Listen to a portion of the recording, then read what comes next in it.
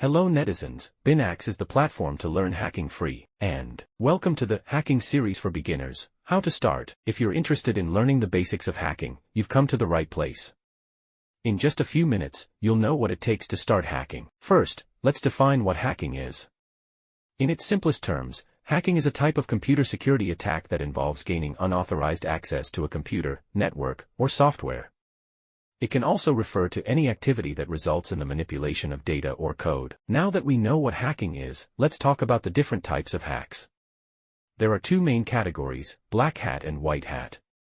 Black hat hackers are those who use their skills for unethical purposes, such as stealing data or breaking into systems.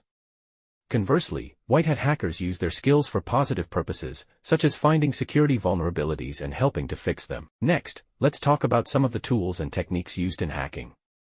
One of the most useful tools is a packet analyzer, which is a computer program that records and analyzes the traffic on a network.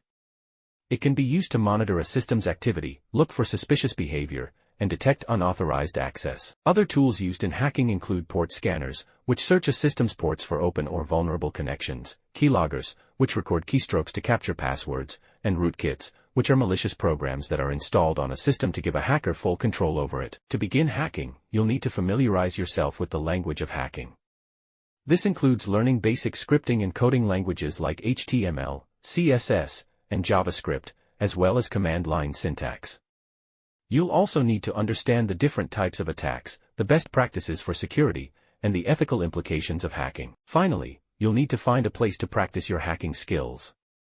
You can do this by participating in cybersecurity competitions, setting up a practice lab, or taking an online course. Now you know the basics of hacking, and you're ready to get started.